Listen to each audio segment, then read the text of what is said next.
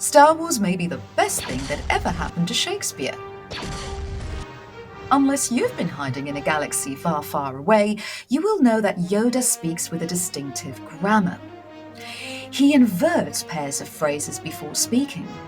So when Yoda says, "Believe you, I don't," we know what he means is, "I don't believe you." Welcome to the Word of Mouth English Studio channel, where we discuss all things grammar, accuracy and articulation and help you with your speaking and writing strategies. In today's video tutorial, we will cover structural accuracy with particular focus on inversion.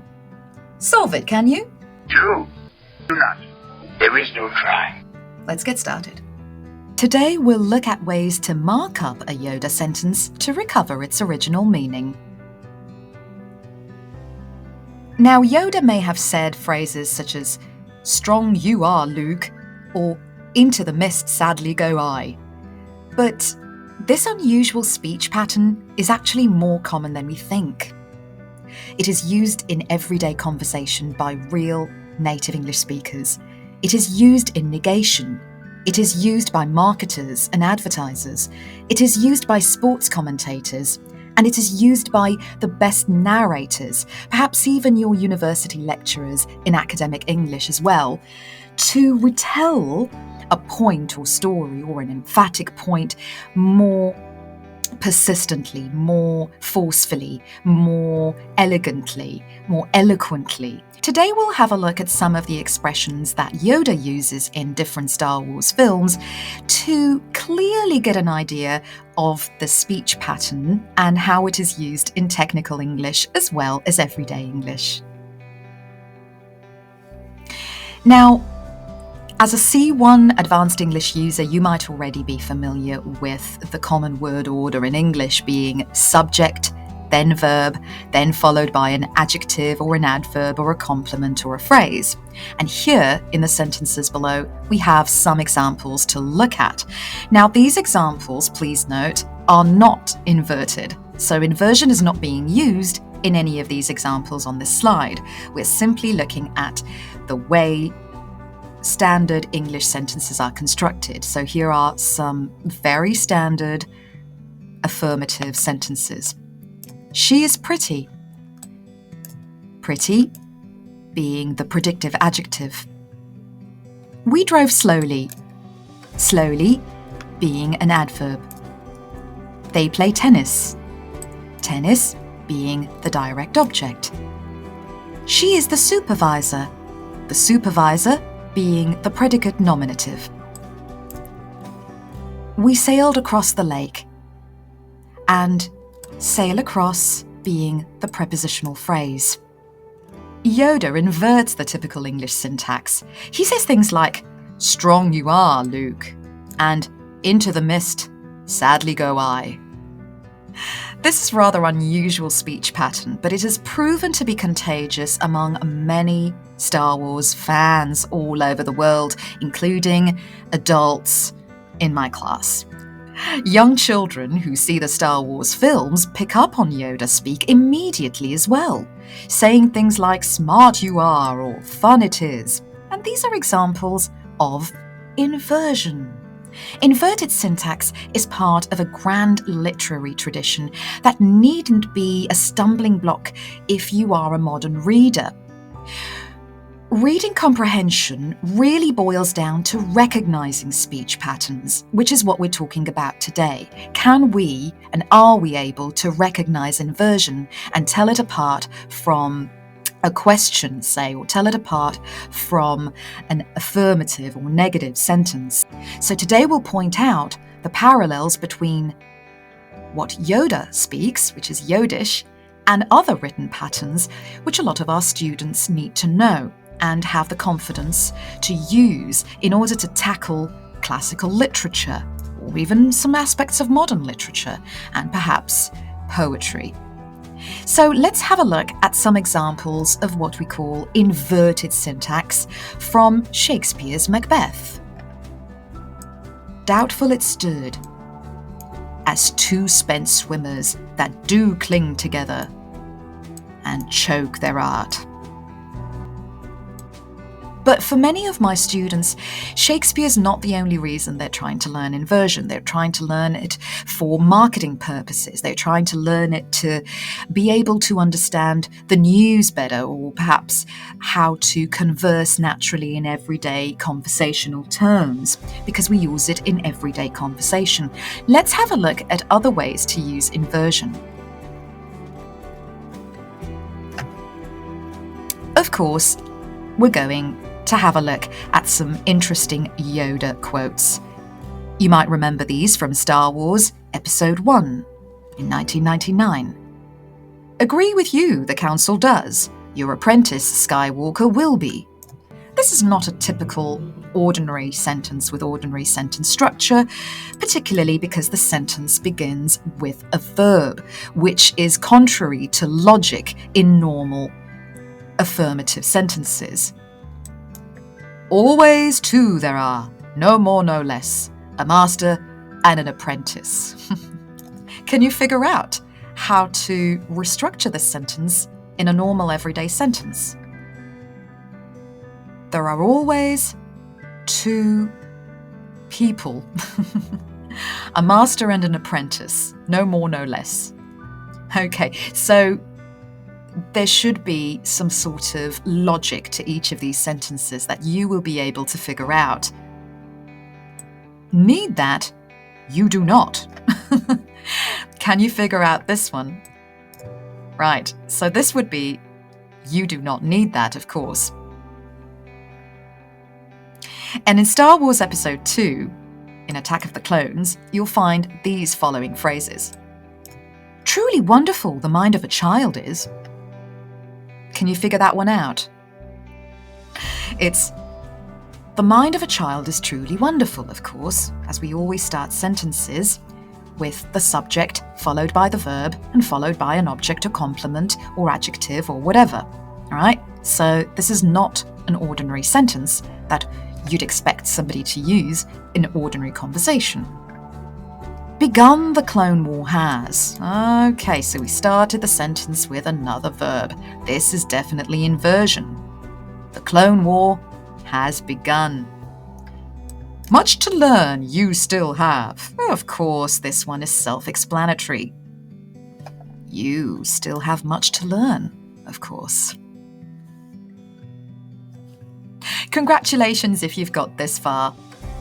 You have shown Jedi-like abilities at using what us linguists would call unlabeled inversion transduction grammar, which is another way of saying a powerful formalism that is used in machine translation. Now, let's mark up some other following Yoda sentences in such a way that they each recover the original meaning. In Star Wars Episode 3, you'll find these following phrases. To question, no time there is. Can you figure out this one? Of course, it would be, there is no time to question, as question here is the verb. Twisted by the dark side, young Skywalker has become. So this would be, young Skywalker has become twisted by the dark side. And here we would start the sentence using an adjective as part of the entire subject or clause. Mourn them do not. Miss them do not. Can you figure out that one? Do not mourn them. Do not miss them. Not if anything to say about it I have. Try to decipher that one. I have nothing to say about that. You'd have to change the negation a little in this one. And in Star Wars, The Empire Strikes Back, you have these following phrases. Always in motion is the future. Figure it out. The future is always in motion, of course. Be careful of the use of word order, pay attention to the frequency adverbs and placement of different types of classification of adverbs as well. Judge me by my size, do you? In other words, do you judge me by my size? Now, this is an interrogative, so that gives us the permission to begin this phrase using the verb rather than a subject. Adventure, excitement. A Jedi craves not these things. In other words, a Jedi does not crave adventure and excitement, or a Jedi does not crave things like adventure and excitement. As you can see, you'd probably need to add a few words to make these sentences complete. In Return of the Jedi in 1983, you might have come across some of these phrases. Strong am I in the Force. When 900 years old you reach, look as good you will not. I really hope to say that too when I'm 90.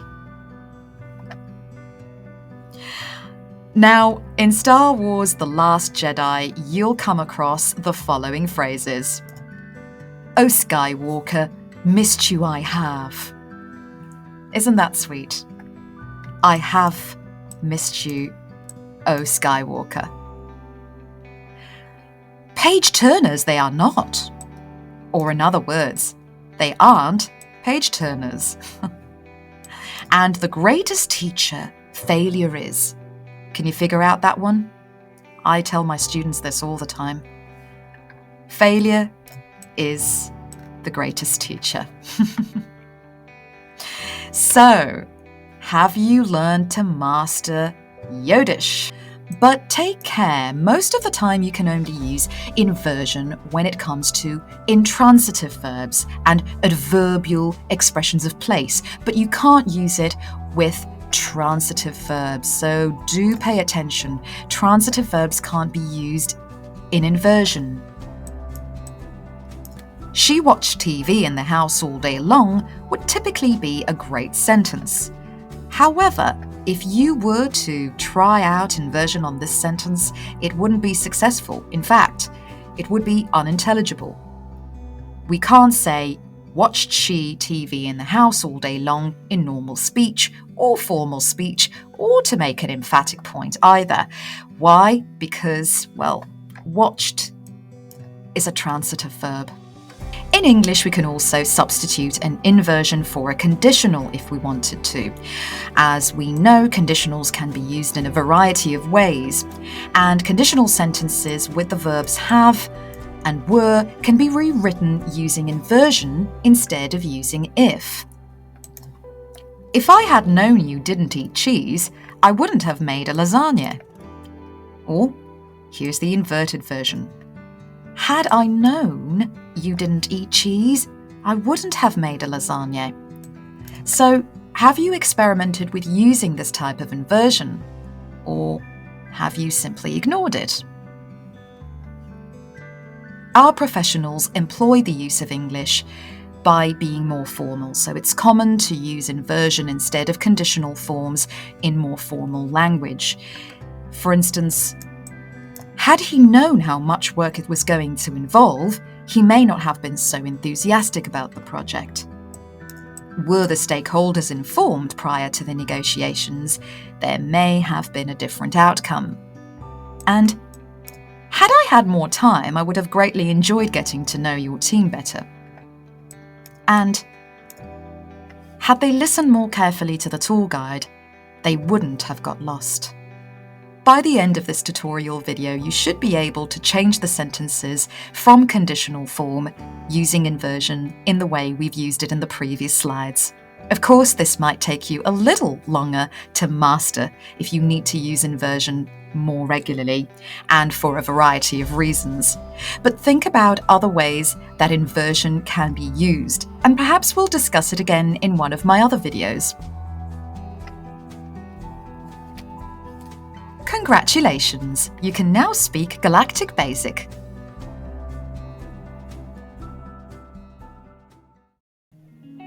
Thanks for watching today's video. If you like the content, please give it a thumbs up and subscribe to our channel to learn more tips and tricks that can help you with your speaking and writing techniques.